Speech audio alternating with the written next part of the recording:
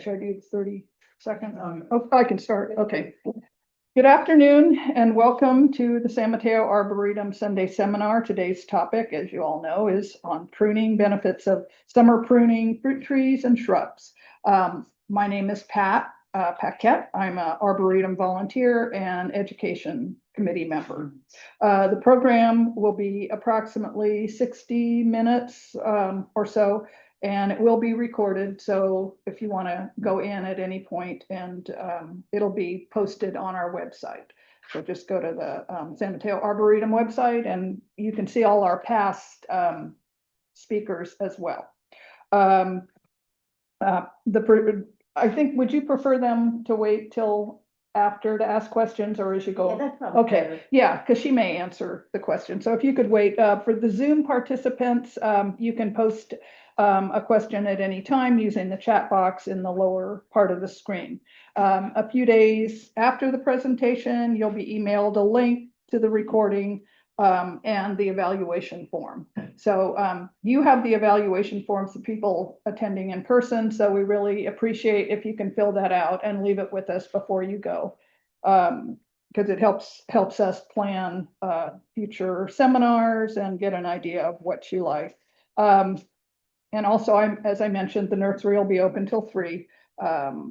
And while you're in Central Park, if you are so inclined, we have a beautiful rose garden, which Sue Carter is kind of in charge of. And also we have a new native garden, and Pam Wong back there, and Kevin, several people put that together just within the last month.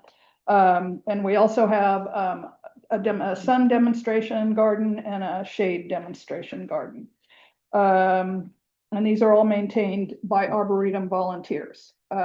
If you're interested in joining the Arboretum Society, we have some pamphlets back there, which I can pass around, and you get a 10% discount on any purchases you make in the nursery, and also at some of the nurseries and businesses on the peninsula. Okay, moving along, our speaker today is Kathleen Putnam. Unfortunately, her sister Lisa was under the weather, so she won't be joining Kathleen. But Kathleen is a professional organic vegetable gardener serving the Mid-Peninsula and is an ISA Certified Arborist. Kathleen has a certificate in Environmental Horticulture from City College of San Francisco and is a UC Master Gardener. Kathleen's passion is fruit trees and soil. Along with her sister Lisa, she has been teaching vegetable gardening and pruning techniques at many venues for the last 16 years. So I will turn it over to Kathleen. Thank you. Thank you.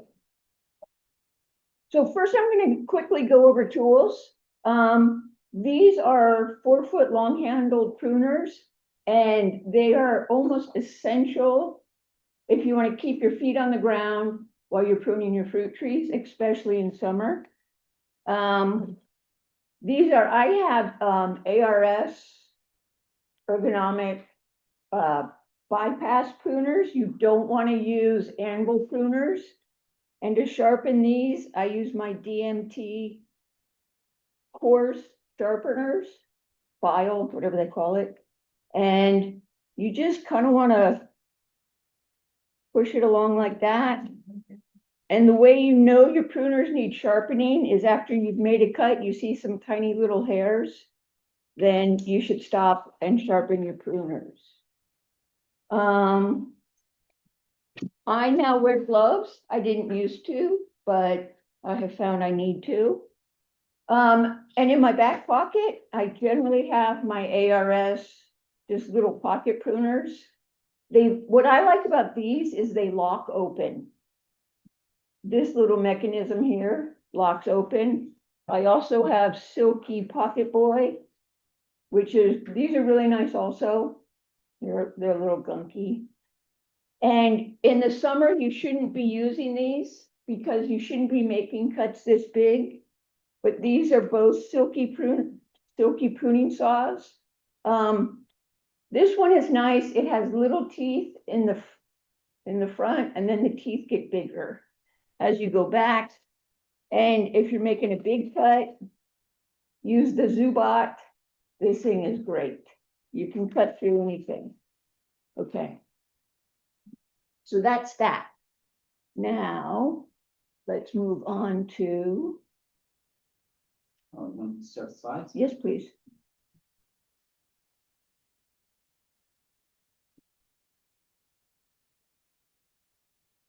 So mostly this is going to be about fruit trees, but you can apply this information to any deciduous plant that is done flowering. You're going to cut off your flowers, like if you do it to your roses right now. But any deciduous, and deciduous, because what you're doing is devigorating the plant, you're taking away the photosynthate that the plant can make. So you don't want to do it to an evergreen in the middle of summer, because that's when they get their most energy, and you don't want to deny them that energy. And I'll get into more of that. Okay, it's not working, Kevin. Here we go. So this is a breakout. If this tree, this was a peach tree, and the fruit was not thinned properly, and it was the main trunk, and it was just a huge breakout. And we kind of couldn't save that tree. Okay. Okay. So what I'm going to cover is why prune in the summer, winter versus summer pruning, how to make a correct pruning cut, where to cut, size control, thin your fruit, disease and pest issues, and then I'll answer questions. Nope. I'll just tell you next. Okay, so why prune in summer for size control is my number one. Pest reduction, and we'll get into that. Better fruit and crop load. So you want all those branches. If it's got a ton of peaches on it, it's going to break out. That's what I mean by crop load. Okay. So summer versus winter pruning. Winter pruning invigorates the tree, and it's how you set the structure and the form. It's really easy to see a tree with no leaves and know where you want to cut. Summer pruning it takes the vigor away from the tree, and you can correct any funky growth, especially like plums grow just really funky. So you can correct that growth. Okay. So summer pruning is useful to correct growth. Summer pruning is also done on mature trees for size control and reduce vigor. It's a devigorating practice as it removes leaf area. Okay. So the best time to summer prune, if you read the experts, they say do it 3 times. Spring when the fruit's very small, midsummer to expose the fruit to sun, because when fruit is exposed to sun, it ripens better and it has better flavor. And like you'll see on a peach where there's like a little, say this is a peach and there'll be a little yellow kind of mark, that's a leaf. That's why it has that little mark. It didn't get sunlight on it. And then late summer after harvest. But most people are going to prune once, maybe twice. If you're only going to prune once, prune after harvest. But it's also a good idea that when you're thinning your fruit, to do some pruning then. Okay, how to make a correct pruning cut. So I cut this off of that Japanese maple out at the side. And let me just pass this around. And so you want to cut at the branch ridge collar. So see this little sharpay little face? That is the branch ridge collar. So you want to cut just outside the branch ridge collar, which is, oops, right there. See that sharpay face? Or that little squiggly? That's the branch ridge collar, and what's inside that is meristem tissue that can close the wound. And as you pass it around, if you look at the bottom, it's trying to close a wound, but it can't. The wound is too big. Okay. So pruning cut, to me, this is the most important thing you can learn, is where to make the cut. Everybody, I mean, it's not a science, pruning. It's part science, but it's also part, I don't want to say artistry, but I mean, there's something about a tree being more beautiful when you're finished than when you started. But if you make a good pruning cut, even if it's not a cut I would have made, if it's a good cut, I have no problem with that. So you want to always cut just outside the branch ridge collar at an angled cut. Okay. And where to cut? Also on this little Japanese, no, it was on the citrus. Somebody had left a stub. And a lot of people leave stubs that it will never heal. That stub will just rot, and then that rot will go into the tree. If you cut at the branch ridge collar, it's going to close it up. And if you do a flush cut, like they used to do in the old days, because they thought it was more beautiful to just have a completely straight line, there's no way for the tree to heal that cut. And you get disease or rot up and down the entire trunk. And then you fill it with cement. That's what they used to do. Okay, there, and this shows what each cut, what the decay looks like. And you can see number C, there's no way for that tree to heal that cut. There's just decay up and down. Can you maybe show, Kevin, can you do a close-up so maybe the Zoom people can see What I'm showing? Okay.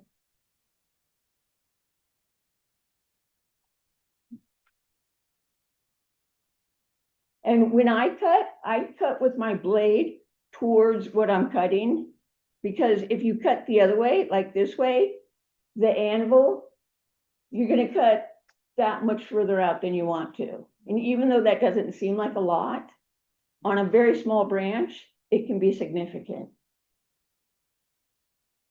We can do it later, Kevin, when we do question and answer. Okay. Okay.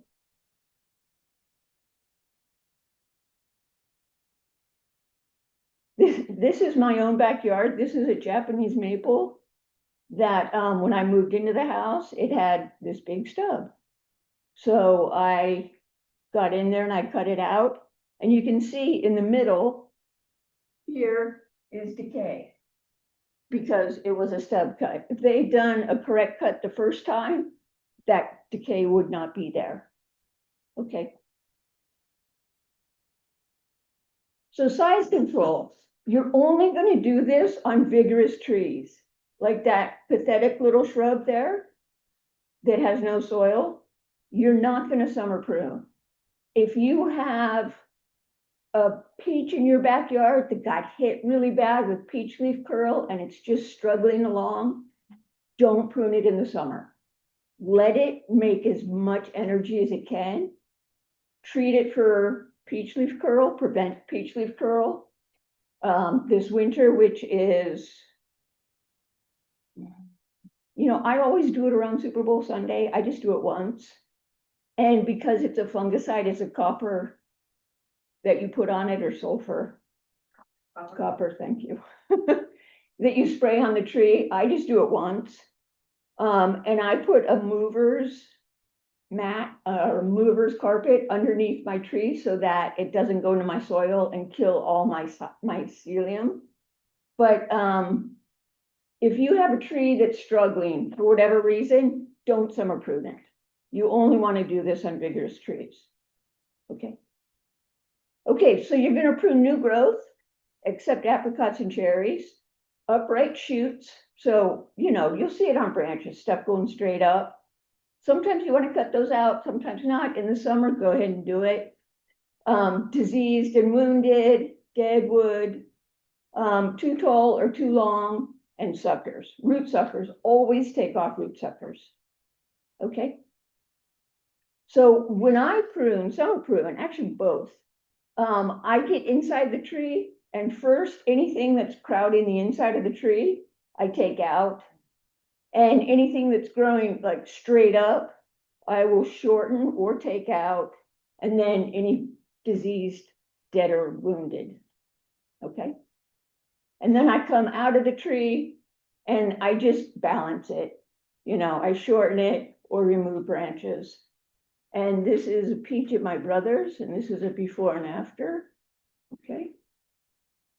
And this is again a before and after. And the reason to highlight this is, look, already he should have whitewashed those branches. They're getting direct exposure to the sun, okay? Okay, so that was the before, and I think the after was the after. There we go, after. And you definitely, and whitewash, you want to do a 50-50 water to white latex. And just kind of like putting sunscreen on a tree, just so it doesn't get sunburned. Okay. Thinning fruit. I was telling Peggy before, I have espalier apples. So my fruiting spurs are like this far apart. That's what espalier is, a two-dimensional tree. They grow them against fences mostly. So I thin all of my fruiting spurs to one fruit. And I was just in there the other day. I already have touching fruit because the spurs are so close together. But in general, you want to thin your pears and your apples, which fruit in clusters like that, to one per cluster. And your plums and peaches, you want to at least this far apart, and you're going to get nicer fruit, and they're not going to touch. You're going to avoid a lot of diseases, and you're not going to get the breakout like I showed you at the very beginning. So that's that. Cherries, don't worry about it. Apricots, don't really worry about it. Pluots, I thin my pluots because they get pretty big. They get at least this big. So if it's a fruit that's going to get decent size, you need to do some thinning because your branch just can't hold that much weight. Okay. And thinning, by thinning the fruit, you will interrupt the disease cycle of some diseases. So fruit, this is what I was talking about with a leaf was there with the yellow. I just think that's so fascinating. So as you expose your fruit to sunlight, they're going to develop better fruit, better flavor, better sugar, more complex. Okay. Pest control. This is fire blight. If you have a pear, you probably have fire blight. It looks kind of like it says. It looks like it's burned. And the leaves are still on the branch, but they look burned. And it's transmitted by bees from flower to flower. So if you pay attention to your trees, it happens in spring when the tree is flowering, and you can just snap off that little spur if you see that you have fire blight. If you don't get to it that fast, cut off the limb back down to, like, if I had fire blight here, I would probably take it all the way back to here, because you want to make sure you get it, because it'll kill a tree. Okay. All right, that's fire blight more. Okay. Eutypa dieback is, I believe it's a fungus. So this is why you don't winter prune apricots. Any cross of an apricot, like pluots, I know there's a couple new ones now that Dave Wilson's come out with, and cherries. They all get eutypa, and you'll see the first sign is this gummosis on the branch. But eventually you will get this.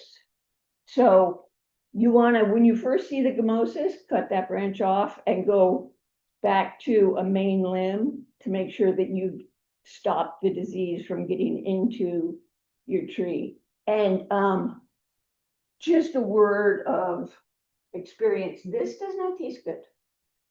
You would think it would, because it looks yummy, but it's not.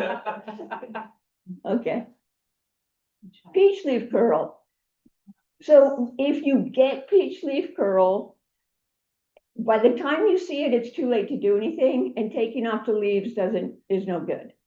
Just leave the tree alone, maybe add some extra compost. You could even try a compost tea just to kind of nurse it along until next winter when you do prevent it. But by the time you see it, it's too late. Okay. And only peaches and nectarines get peach leaf curl. It's kind of obvious in the name, but it's true. There are some aphids, though, that excrete this little enzyme into the leaf that makes the leaf curl up. It's very clever if you're an aphid, because the predators can't get you because you're curled up inside a leaf.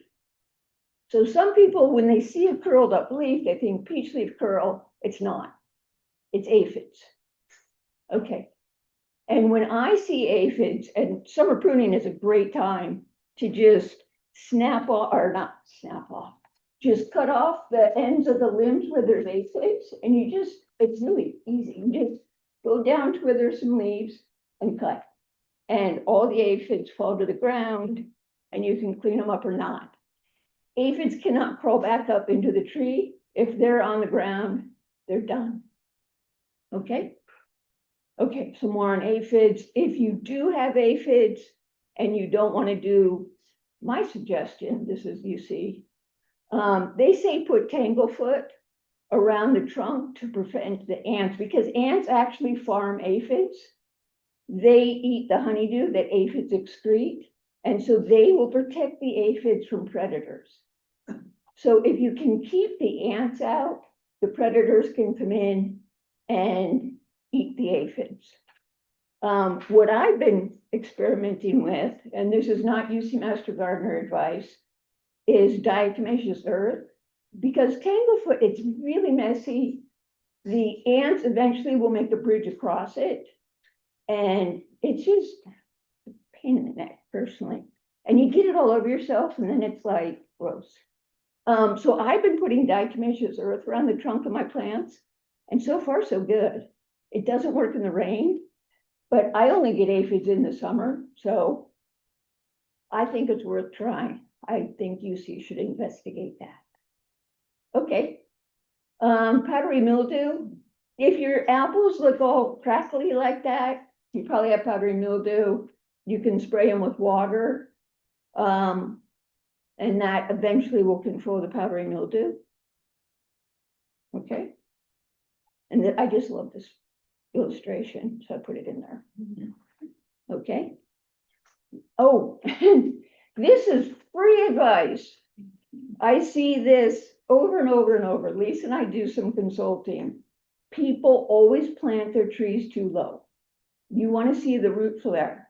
If you think when you were a kid and you drew a tree, I don't know if you did, I drew a lot of trees as a kid, but I always drew like this. I never drew like a telephone pole is what they call it. But if you telephone pole your tree, you plant it too low, this part right there of any plant is not meant to be wet all the time. And you're going to get decay.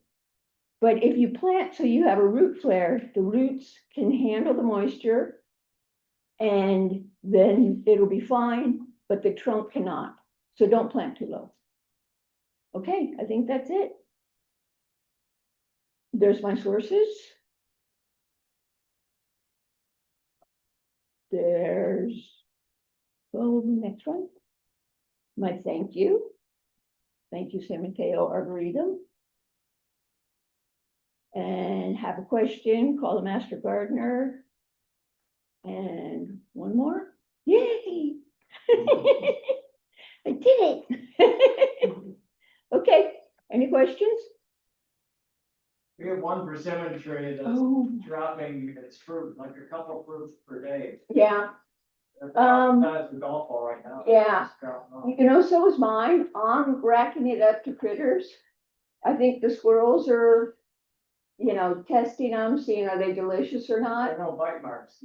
They're just dropping? Yeah. Yeah, I'm not sure. I also know, don't summer prune your persimmon until you've harvested.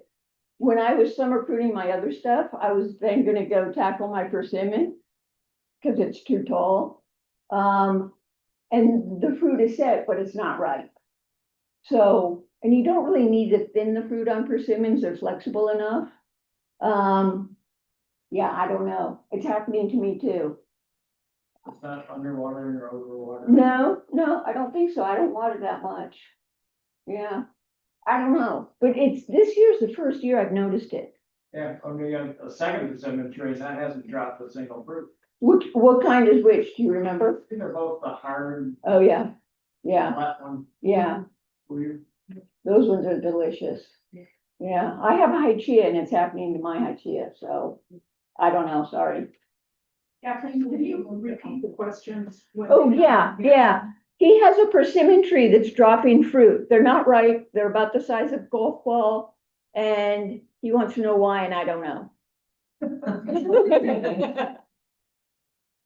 I have this really beautiful apple tree that was in the house before we moved. When is it, it's so tall and I want to bring it down, but when is it too late to, for like the trunk, like, when is it too late to cut off and prune? Like the trunk is so tall. Yeah.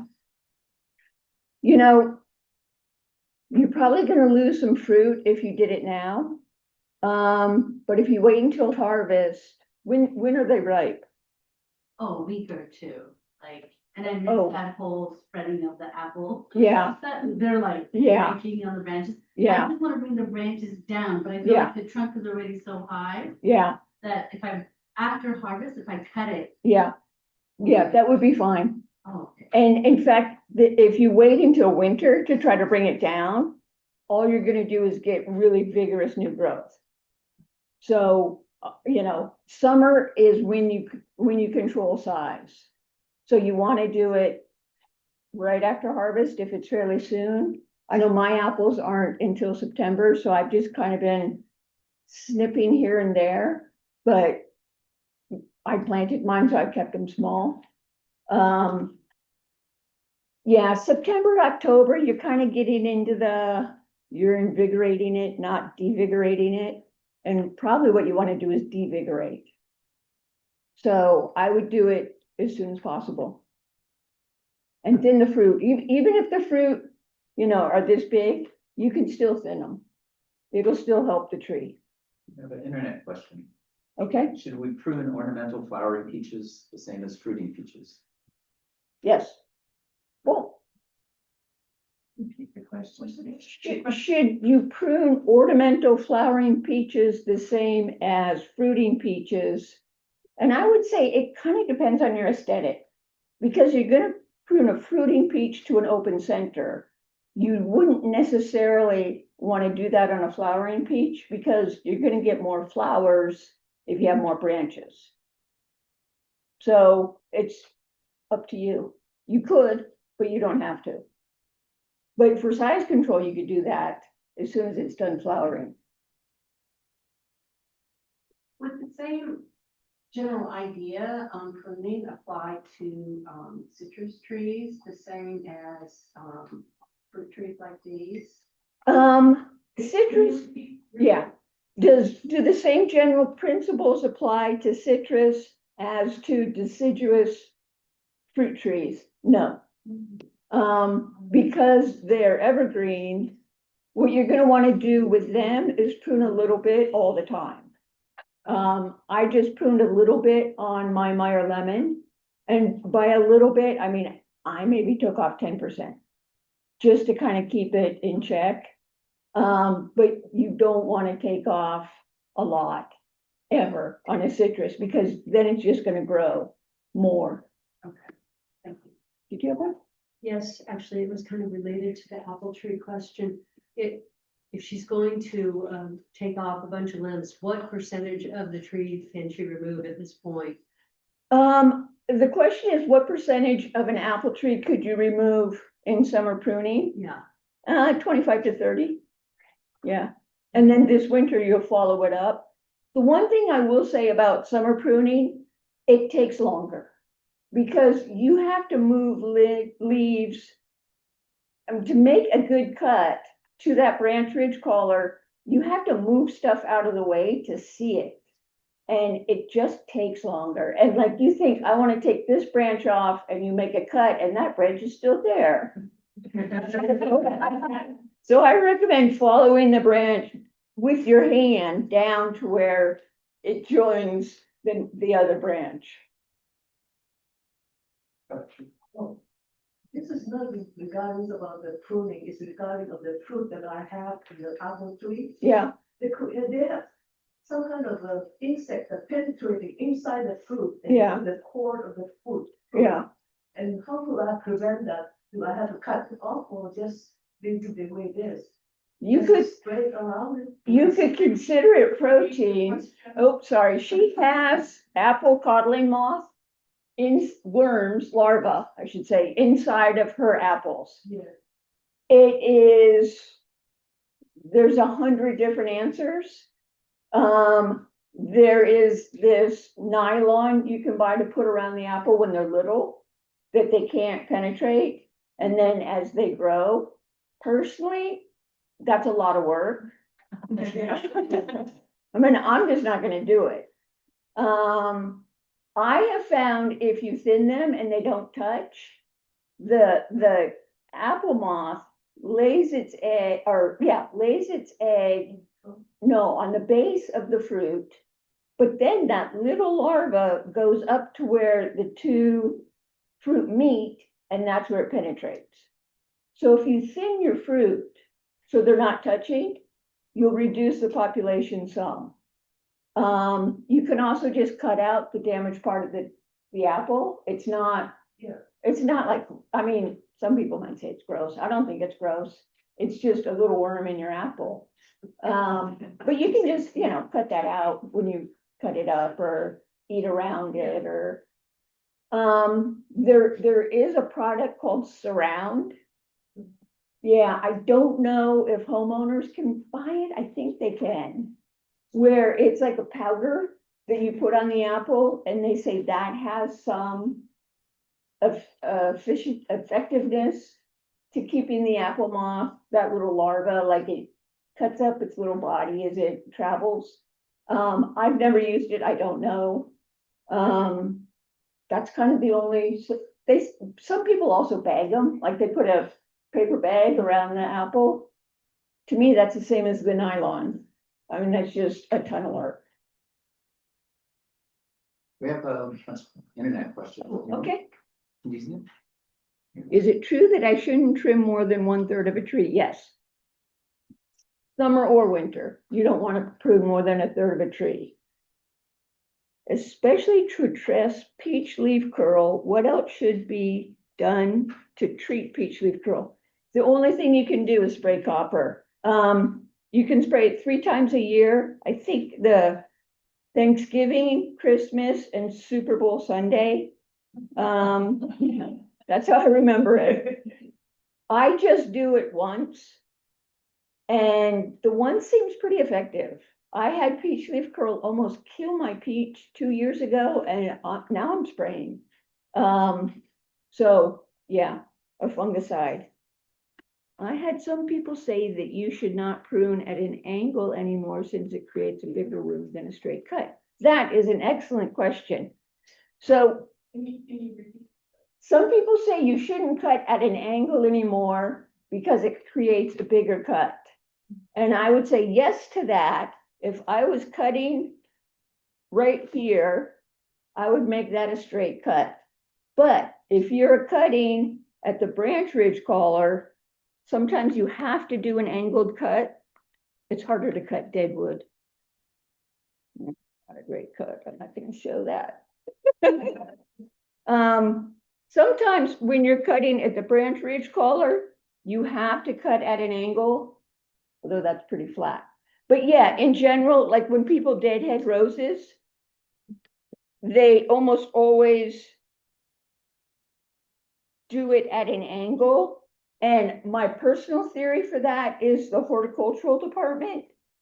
So the cut flower industry, But if you can see the difference, and imagine this is way, way bigger.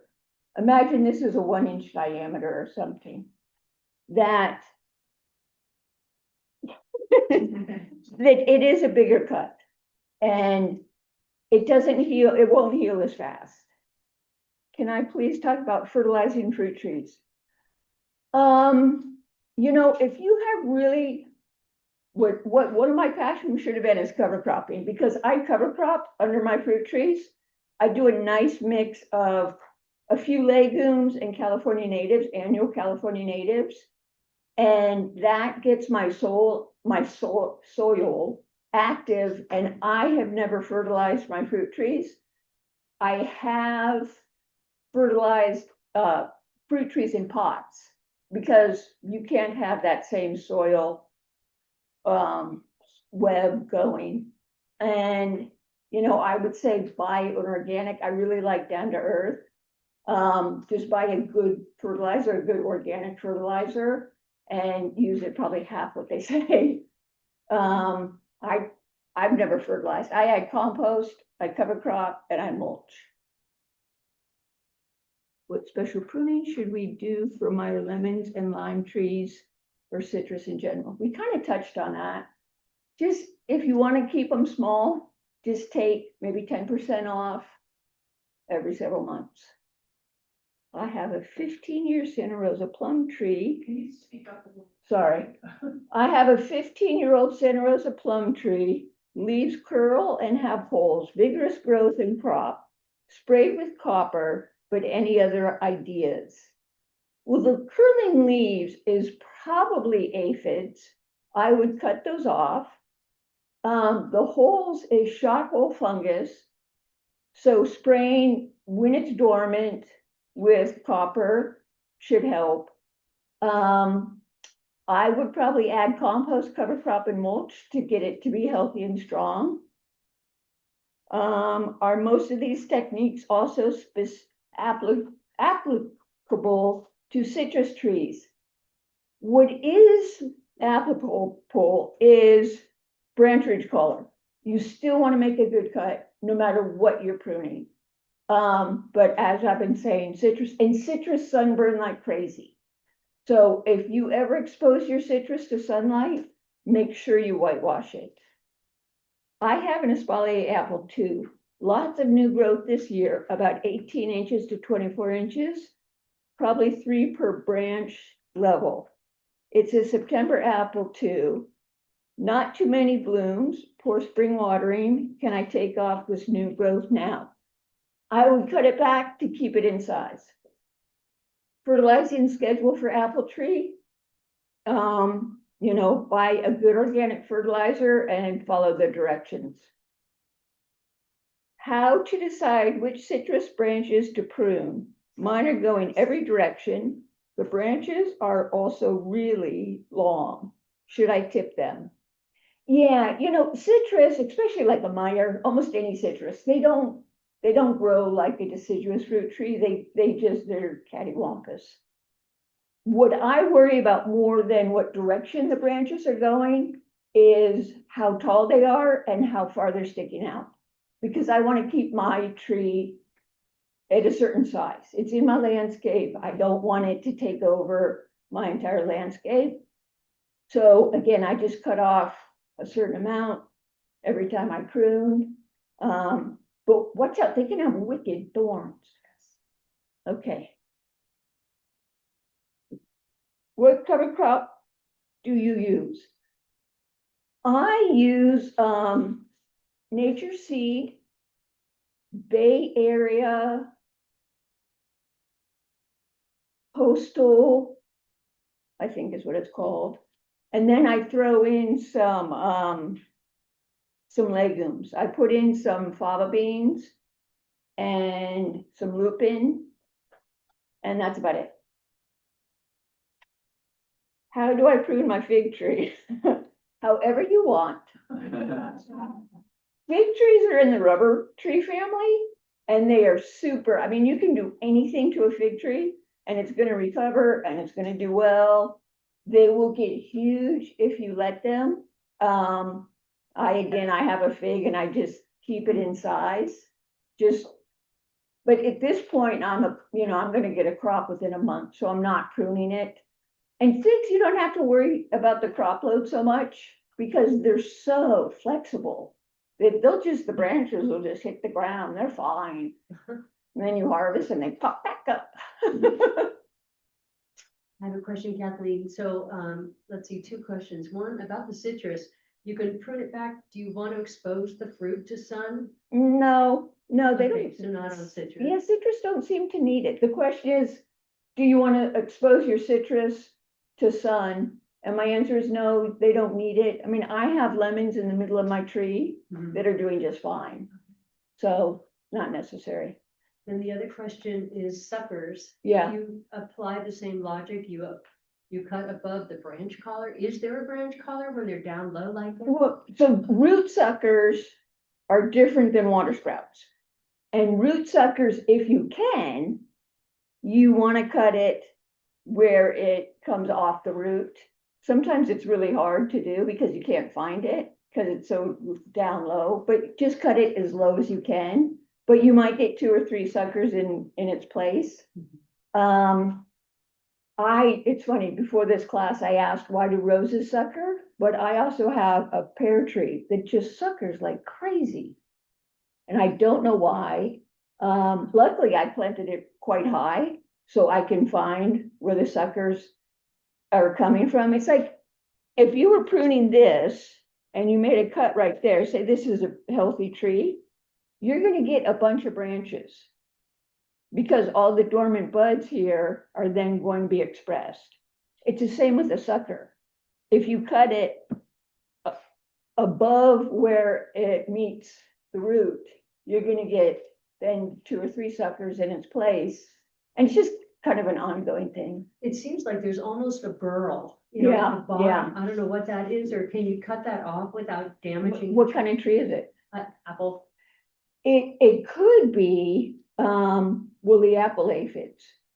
The apple in response to them will create this kind of burl thing, but you don't want to cut it off. Okay. Just keep snapping them off if you can. Mhm. I have roses that sucker too. It's just kind of a pain. Yeah. But, just one of those facts of life. We have an orange tree and lots of people have taken the oranges and they often complain that they're sour. I've told them that they're picking them too soon. Yeah, Is that it? yeah. So the question was, her oranges are sour. And she says, she tells people they're picking them too soon, and my answer was yes. That's exactly it. I've got some citrus trees in pots, Yeah, and the 2 Meyer lemons that are less dense have more fruit. And the mandarin is out of control white flies that I've been fighting for like 3 months. And the tree itself is really dense, and I've wondered about, should I try to cut and thin it out, or? a lot of times white flies is your soil's too moist. Okay, You could try putting just a layer of bark mulch. yeah, I've got some bark mulch. Yeah, try that, but that Okay. might knock down the white fly some, but they shouldn't correlate. I think Okay, it's a not- moisture no, thing. It's not because there's too many things. No, that they're- no, I mean, you It's could just- prune it for sure. Yeah, okay, But yeah, I don't think it's cause and effect there. okay.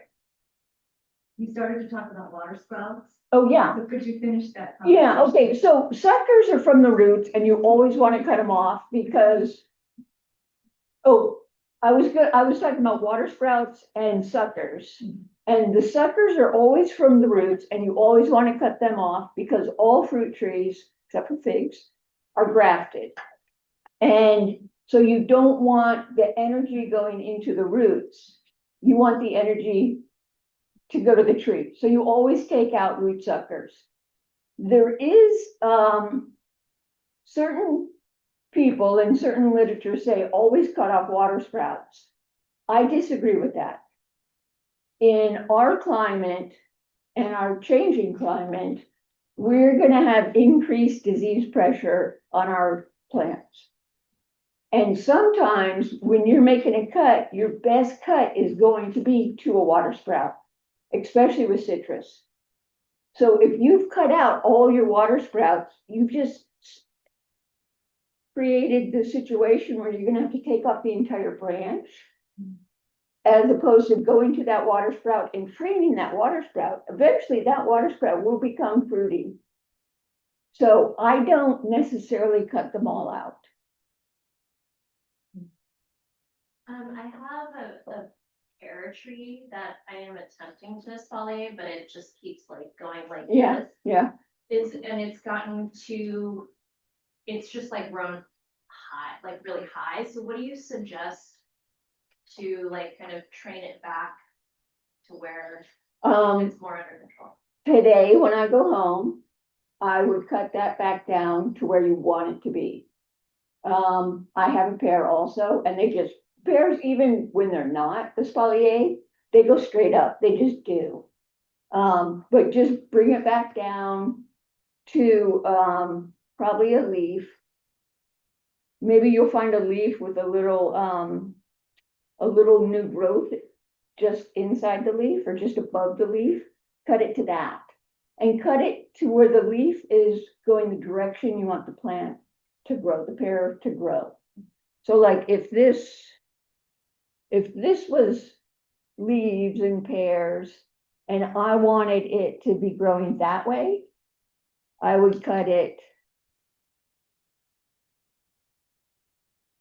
to that. If I wanted it to be growing that way, I would cut it to that. So cut it to, even if this is just a leaf, I would cut it to the direction I want it to grow. Uh-huh. How about avocado? I have to admit, I don't have a lot of experience with avocado. I know they get huge, and I know it's really hard to see the fruit. Beyond that, is this just a pruning? It's just gotten ginormous. Yeah, they do. I mean, I know of a 50-foot one in Redwood City, and it's nuts. You can't even pick the fruit. You know, it's an evergreen, so you don't want to do a lot of drastic pruning on it ever, but you could start bringing it down like 20% every few months and get it in line. Well, actually, what the UC Master Gardeners say is do a third, a third, and a third. So take it down 1/3, next year take it down another third, and the following year take it down another third. The fruit just takes so long Yeah, that it's like, okay, you have fruit, so I'm waiting for the harvest. Yeah. and that never happened. yeah. No, I mean, take the idea of an avocado is great. I've never seen a beautiful avocado tree that I want in my yard. They're huge. We have a Santa Rosa plum that Yeah, gave us hundreds of plums every year, and this year, nothing. The leaves are healthy, but they're just too old. how old is it? About 20 years. He has a Santa Rosa plum that's given him tons of fruit every year, except this year. Did it flower? It did, we got maybe a half a dozen. Tiny Yeah. plums off, and that's it, it fully flowered. It sounds more like a pollination problem. Is there another Santa Rosa plum nearby? Not that I know, Has there ever been? not that I know. Hmm. There's some dating site I could sign it up. Well, no, it's interesting because my pluot needs a Santa Rosa to fruit. And my neighbors, the next yard over, they just butchered their Santa Rosa plum last winter. And I was like, oh God, I'm not gonna get pollination. But I did. So there's another Santa Rosa plum in my neighborhood. I just don't know about it. Yeah. And you might have had one in your neighborhood. And maybe someone cut one down. Yeah, I mean, it's hard to know, but if it flowered, it's for some reason you didn't get pollination. They live to be 25, 30 years. I wouldn't cut it down tomorrow. I'd give it another season. But if next summer you don't get any fruit.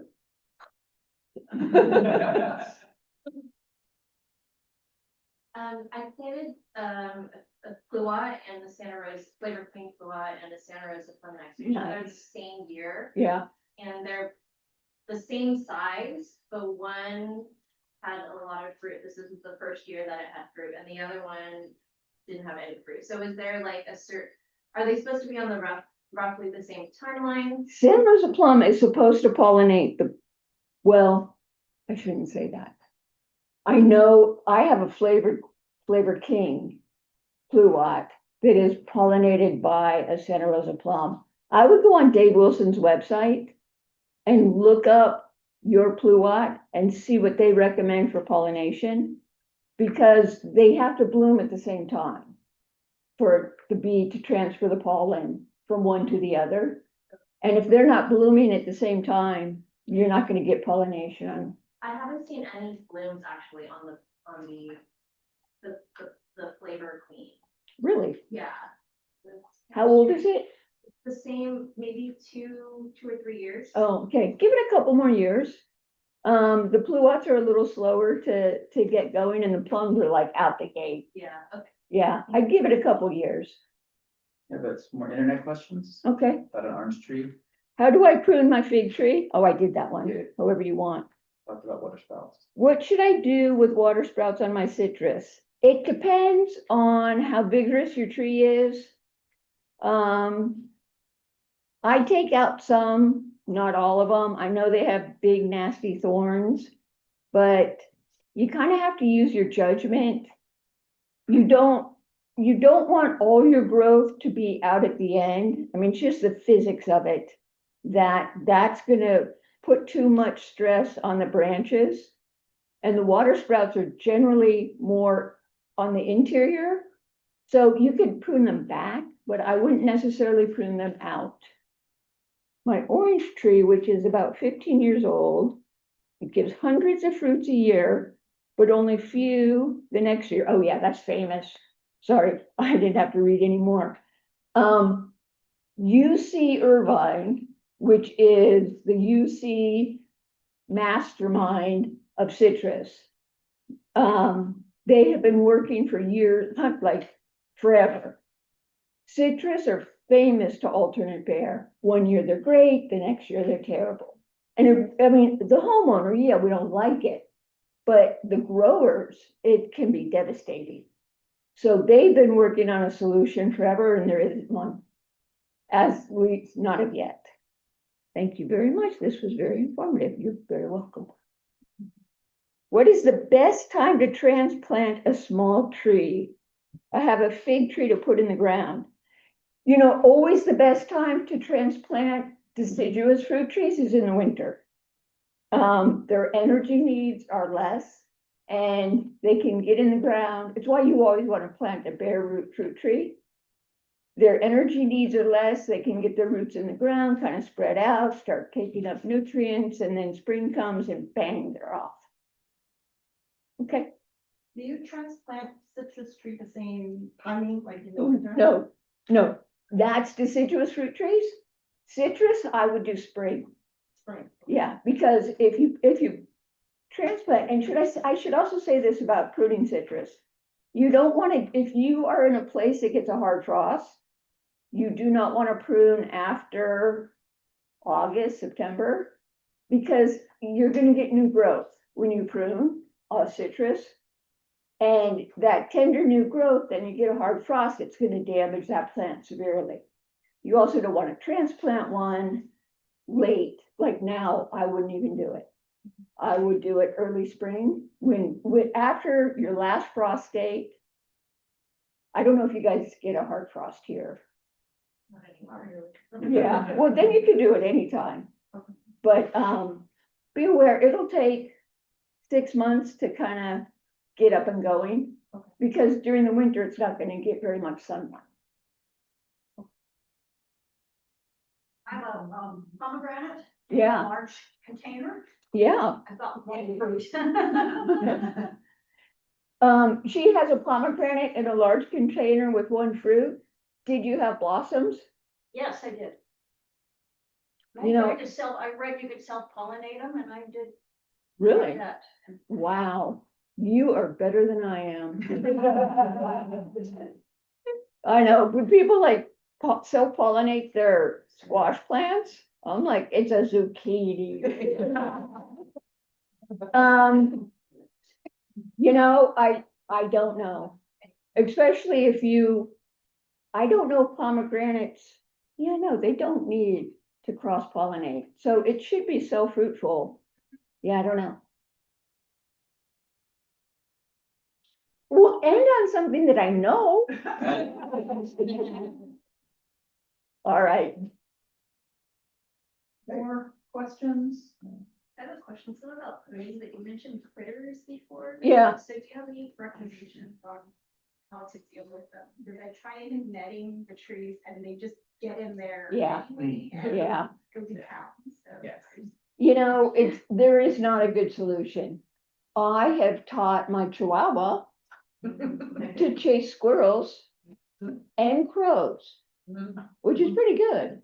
Yeah. But he's not out at night, and that's when, you know, there really is not a great solution. You can live trap them, but then you have to kill them. Yeah, it just, I don't have a great solution.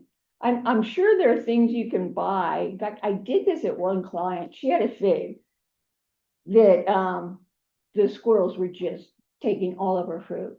So I pruned it back from any structure.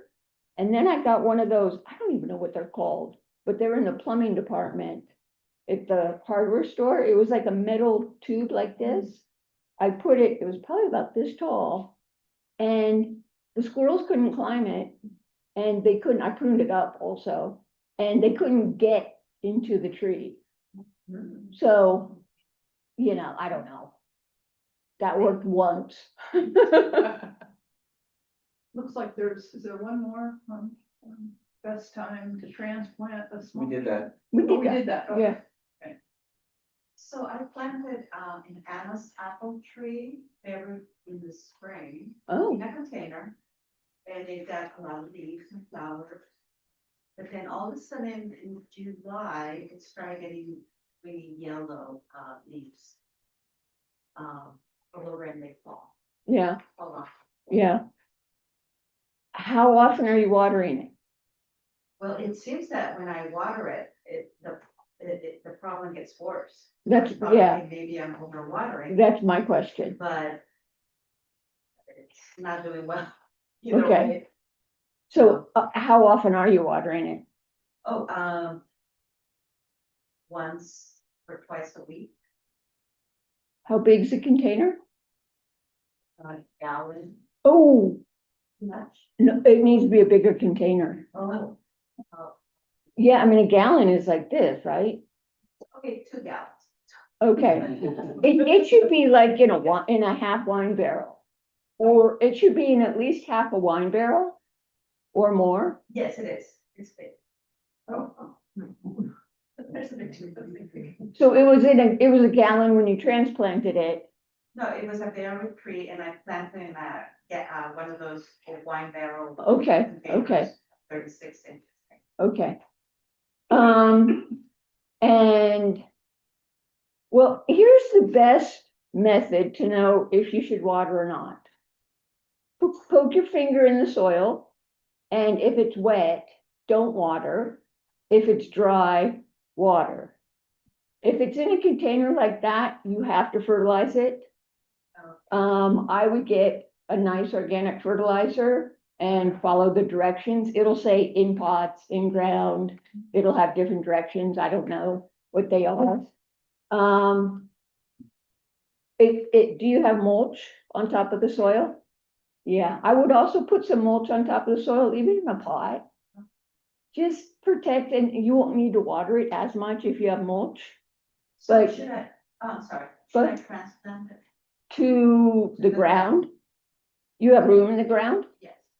I would probably wait until winter. And I would put it in the ground. I have another internet question. Okay. What fruit tree would you recommend for heavy clay soil? I would recommend planting high. When I planted my trees, and it's not heavy clay, but I have clay soil. I built a mound. I dug around and built a mound in the middle. I put the tree on top of the mound, and then I put native soil back on top of that. And then I cover cropped, and then I mulched. If I had really heavy clay soil, I might make my mound even higher, maybe like this high, just so you have drainage. That's the biggest enemy of any plant, is no drainage. Do you compost all of your fruit trees as well? I do not. I chop and drop, Okay. which if you guys have heard of chop and drop, it's a permaculture concept. You just, you cut, and it falls. Ta-da, I'm done. It's really easy. So even the fruit tree leaves? Yeah, and if like when I had peach leaf curl, all those leaves fell, and then I mulched. I got some really nice mulch and I buried them probably about this far. But when you do mulch, leave this far from the trunk, because you don't want that trunk to drown. And it seems to have worked. So yeah, I'm a really lazy gardener. My orange tree, the leaves are, a lot of them are turning yellow with brown spots, but if I look it up, I've tried to look it up online and I get like 10 different things, so what would you think it might be? And it's in ground? Yeah. Do you, oh, her citrus tree has yellow leaves with brown spots. How often do you water? I randomly, Okay. I don't really water that much. I thought maybe it needed more water. Lately, I put more water on it, but I don't really, I'm a bit of a random gardener, so. Yeah. Citrus really appreciate regular water more than other fruit trees. Have you gotten fruit off of it? Yes, Is it juicy and delicious? if I wait long enough, someone said. Yeah, okay, but it's not like dry, because when citrus are really underwatered, they pull fruit from the fruit, or they pull water from the fruit. So it's probably not a watering issue. Would it overwater? Can I overwater it? Oh yeah, you can definitely overwater it, and the symptoms of overwater and underwater are almost identical. Yeah. That's again where it's really useful to use your finger, or it. I have a moisture meter. Yeah, those are worthless.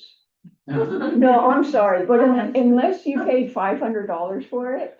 I did not. Yeah, when I worked at Orchard in South City, we got these new moisture meters. It was a moisture pH meter. So I stuck it in a lemon. It registered neutral and dry. But if you can also use a soil knife if you want to go down deeper and just see, is it moist? But I actually think your finger, you can tell just with your finger if you need more water. You might need to give it some fertilizer. Citrus are pretty heavy feeders. Yeah. I'm not sure other than that. All right, we give that a try. Yeah. But when there's yellow leaves, I think either under or overwatering is the first thing I think. Although not a fruit tree, you talked about Japanese maple. Yeah. All the principles apply that you just talked about here, using summer fingers to control height. Yep. What about the thing? Yep, same. Okay. Yep, just cut them back. The Japanese maple in the picture. Japanese maples, when I was learning pruning, I was taught, when you look at a Japanese maple, think to yourself, I can make only one cut. What is it? And then you make that cut. And you step back and you look. And you say again, I can only make one cut. They don't like to be pruned.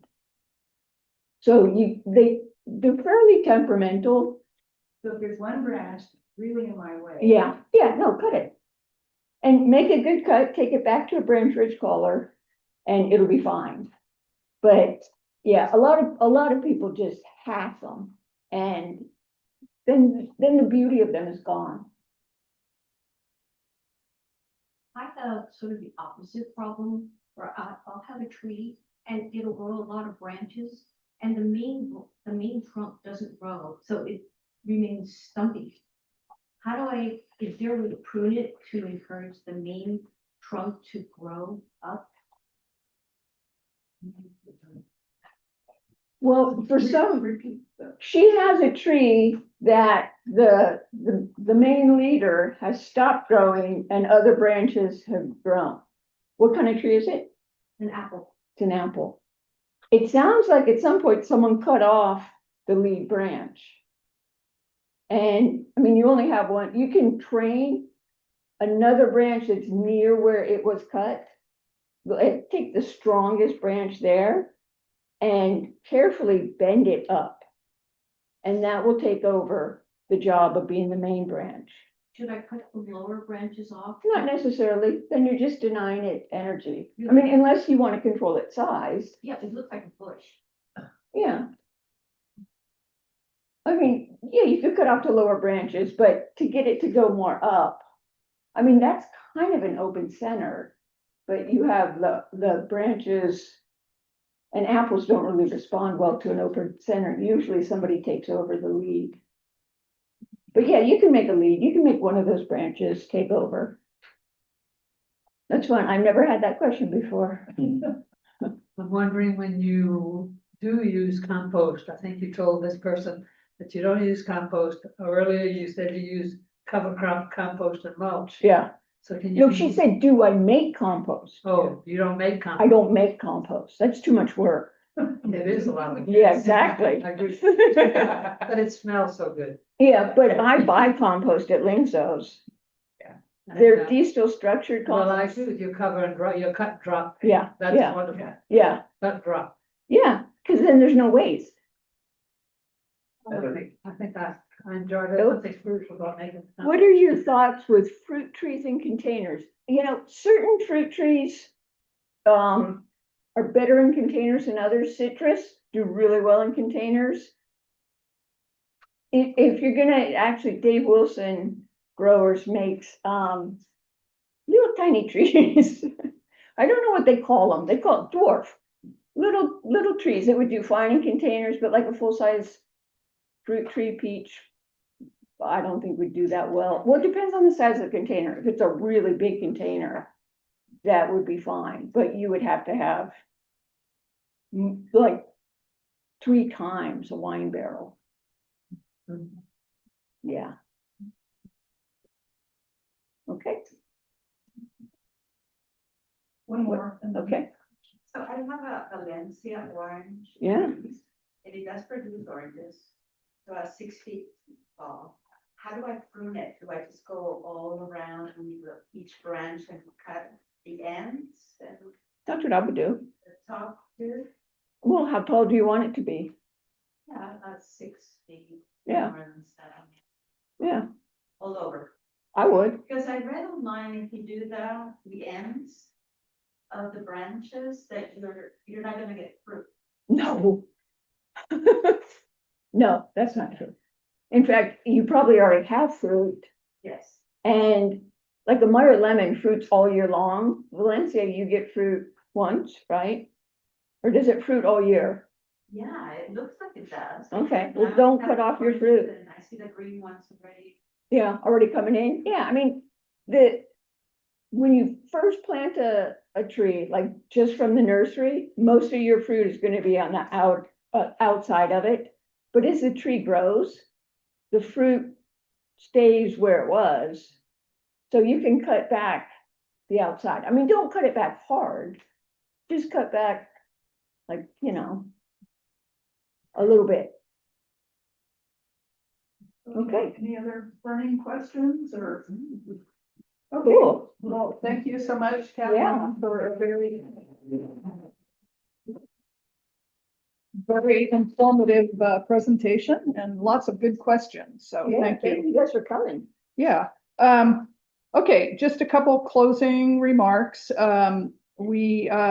You all got on your chairs a flyer showing what our upcoming events next month, September 7th, they'll be on begonias, and And then we have our succulent topped pumpkin workshop on October 5th, and not listed on here, of course, is our Christmas wreath making, which is an annual, as is the succulent top pumpkin. So if you're interested in those workshops, you should sign up soon because they do fill up pretty quickly. So also, as we mentioned, if you're interested in becoming a member, there's some brochures in the back that you can pick up, and you can sign up online for membership. If you're interested in volunteering and there's something on your evaluation form, we have lots of possibilities, not just the nursery, but administrative, and we could use more help on the education committee. And so just give it some thought. Yeah, I guess that's about it. Thanks again, Kathleen, and thanks to Kevin, our Zoom specialist, and Sue Carter and Francesca back there. That's our committee. So yeah, thank you all for coming, and the program is now finished.